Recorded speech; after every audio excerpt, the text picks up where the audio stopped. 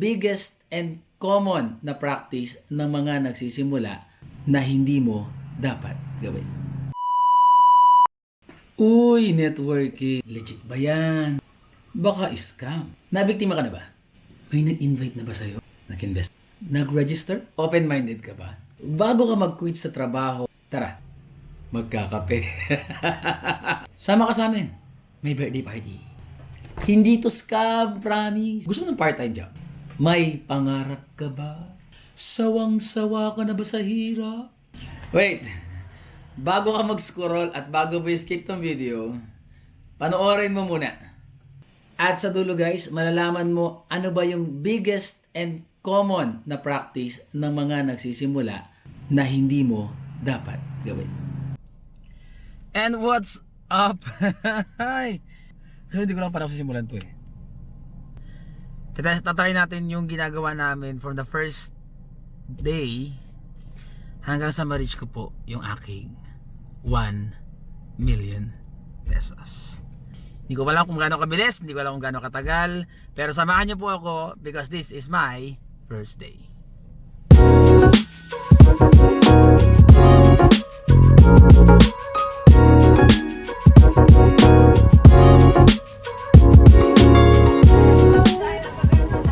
So kapag nag-enter ka networking, ang unang-unang hahanapin mo is kakilala. So dahil Guevarian tayo, narito tayo sa Guevara before Memorial National High School. May mga nag-vlog. So, unahin kong hanapin is yung advisor ko, which is 1314. Tingnan natin. Magandang umaga ay nakauwi. Hindi mo pa nakukuha ang atensyon ng iyong kliyente, pero salita ka na ng salita. Eh, pagka walang pera, Unnecessary gesture and movements na nagmumukha kang unprofessional sa harap ng tao. Sige po, try nyo lang yung coffee. Tapos, sige. Tapos, Pag po ano? namin na... Sige po, sige po. Si Sir Sulot po.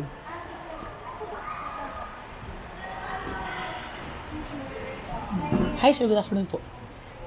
Ay, sir, remember niyo pa ako? Christian po. Good afternoon, sir. Ma'am, bigyan na rin ng flyers na. Okay na? Ma'am, Rich and Right. Hindi ka kumukuha ng personal information or reference para mag-follow up and mag-follow through. Hindi po. Kaya pala ba na po samples po dito? Pagsabitan pa rin kayo sa nakatira? Hindi, dito. Sa Cruz. Saan ako sa kayo? Bagong bayan. Oh, sino ba yung kailanap na classmate ko before? Na picture na ng Guevara nung siguro mga 5 years ago.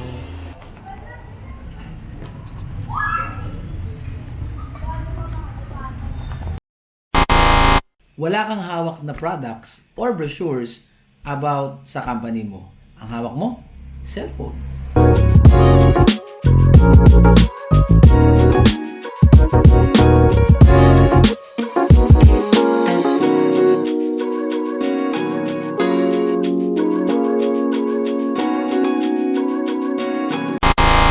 Bibili na sana. Kaso, wala kang dalang product para ibenta sa kanila.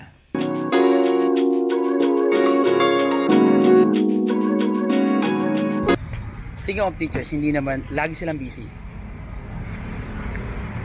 So, swerte na ako na nakausap ko yung ilan for a few minutes, I think. Okay, maganda ka nalabasan ng ating isang pinuntahan, although hindi nag-okay sa school. Pero babalik tayo doon next isang araw para puntahan yung mga former teachers. Without, this is the first day. Bye-bye.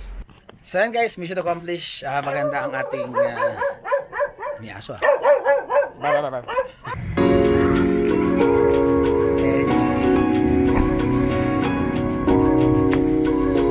So guys,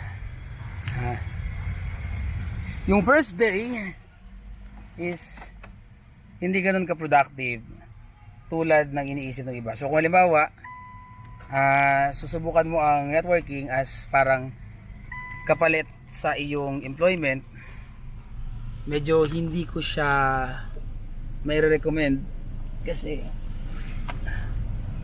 siguro unless makikipagbakbakan ka ng benta, yung as in literal na magbebenta ka ng araw-araw from morning hanggang hapon.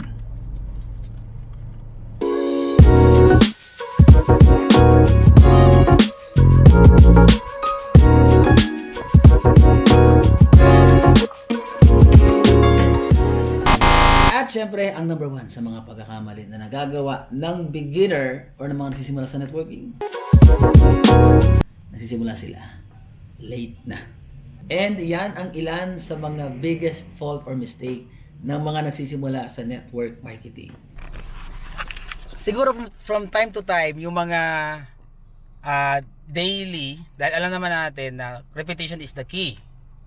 Kung meron kang mga na-start na customer, alagaan, pwede yun. Pero yung first day ko ay flakda. May benta naman, somehow. Siyempre, kung susubukan mong palitan yung employment, magsiswitch ka agad sa networking, I think hindi magandang idea kung marami kang inaalala. Don't forget to like, share, and subscribe, and always follow my vlog. See you on my next video. Siyempre, it's just the start. Bukas, ating sunod na video. Sa ngayon, pares muna tayo sa pares. Okay. Bye-bye.